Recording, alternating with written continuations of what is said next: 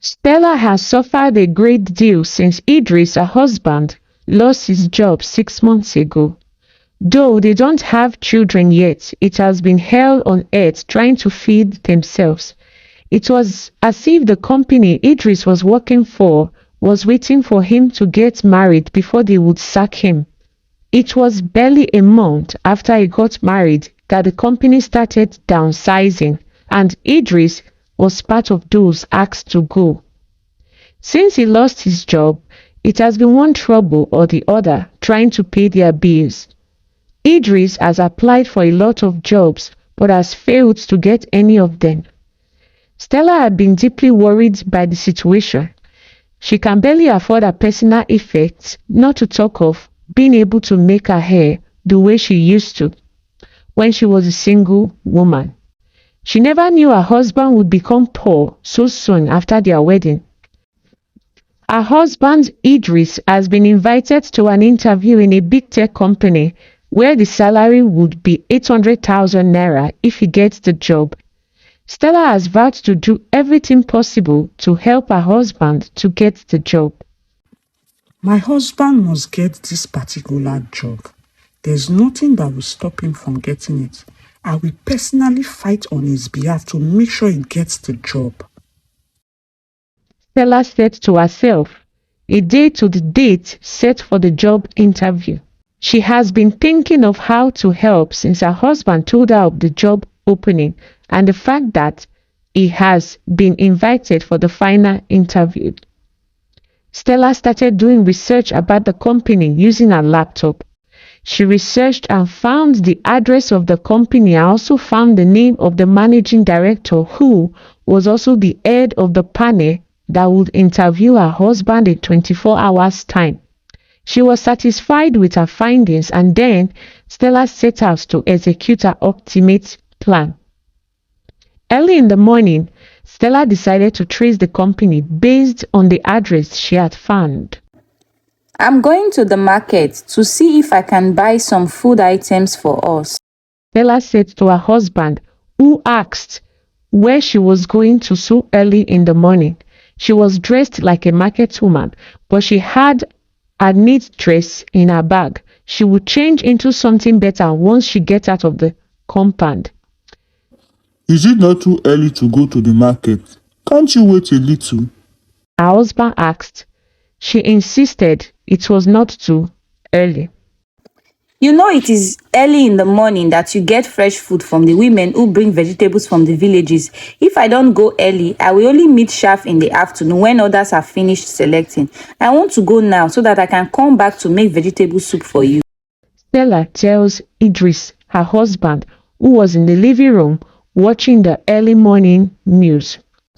All right, if you insist, go away, my love, Idris said as Stella hurried out of the room.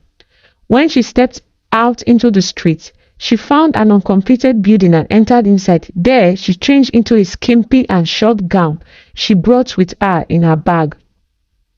She also wore a high-heeled shoe and applied makeup to her face. She looked pink and perfectly shaped after the dressing changed her physical appearance. She used the mirror attached to her pancake cup to check her face. I'm so beautiful and perfect. How come there's no money to maintain this beautiful face? Idris, my lovely husband, I will use this beauty to get you a job today, Stella said in her heart. After she finished dressing up, she picked up her handbag and hurriedly left the uncompleted building. Stella flagged a taxi which took her to the exact address where the tech company was located. She bribed the security man at the gate with 2,000 naira and he allowed her into the company premises. Soon, she was at the reception area talking with the receptionist. I want to see the managing director, Stella tells the young lady sitting on a large table. She was typing on her computer as if she did not see anyone standing before her. What is your name, please? The receptionist asked. Stella Idris, she responded. I have checked my records and seen that you don't have an appointment with the manager. The receptionist said with seriousness on her face. Yes, I don't have an appointment, but it is really important that I see him urgently, Stella said as she squeezed 5,000 naira and put it in the hand of the receptionist. The receptionist smiled broadly.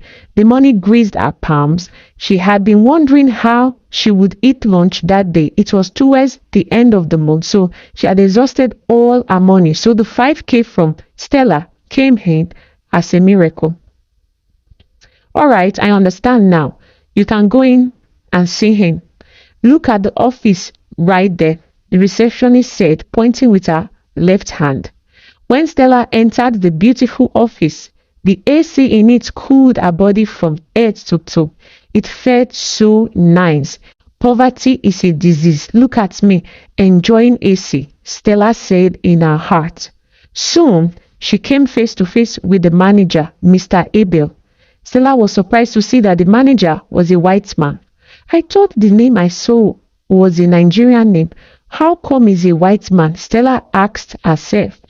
But she was already in the office and there was no going back. Good morning, sir, she greeted the manager. Good morning, madam. How may I be of help? Mr. Abel responded. I have come to see you, sir. My husband applied for a job here and I want to see if anything can be done to give him the job. He is qualified, I promise you. His name is Idris. I'm willing to do anything you want to make sure he is the one who gets the job, sir, Stella said as she rolled her eyes in a romantic way. She also lifted her dress and revealed a bit of her beautiful legs.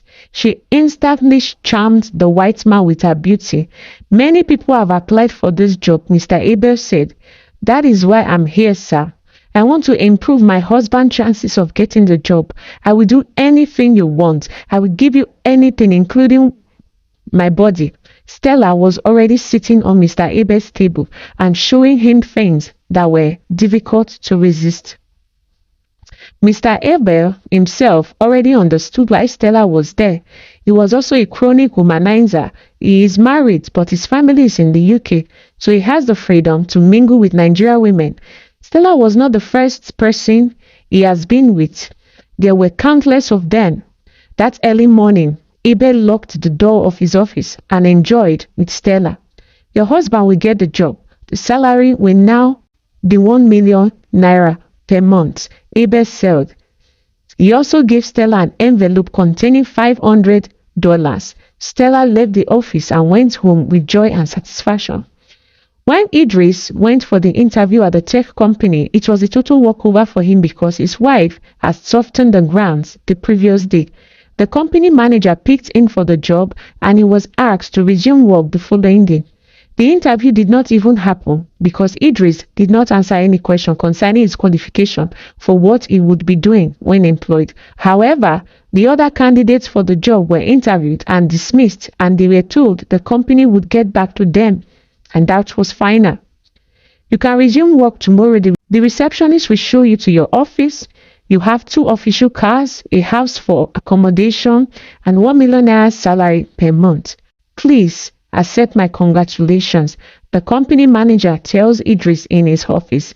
Idris was so excited that when he got home, he knelt down in the living room to sing praises to God. His wife watched him singing and she laughed in her heart. If you know what I did for you to get this job, you would have chased me away by now, Stella said in her heart. The following week, they moved away from the apartment and relocated to the new one given to them by the tech company. Also, they took delivery of the 2 official cars. Stella uses one, while the husband uses the second car to go to work. Everything is working out perfectly for us. This is the life I have always wanted. Poverty is a disease, and I'm glad we have overcome it. We deserve this kind of happiness. We deserve to always have money. I'm so happy that you got this job, my love. You can now properly take care of your family, Stella said to her husband one night when they were in bed. Their relationship had become stronger since he got the job and money became available. I'm so happy that I can now provide for my family. It was so shameful that we could not afford food in those days. I'm grateful to God that things have changed for the better. The next day after Idris went to work, the gateman came to call Stella from the main building. Someone is looking for you, ma. The person said He wants to come inside and see you. I said I must come and tell you first. Should I allow the person to come inside? The gate man asked Stella, who was in the living room watching a movie. What does the man look like? What is his name? Stella asked. She was surprised that someone was looking for her because she was not expecting any visitors. They just moved into the estate and she had no friends there who would visit her at that time of the day. He is a white man and he said his name is Abel. The gateman said. Stella was so shocked that she followed the gateman outside to see for herself. She saw that the person standing and waiting outside the gate is the company manager who she offered her body before her husband was given the job. My God, what is he doing here? How did he know our house?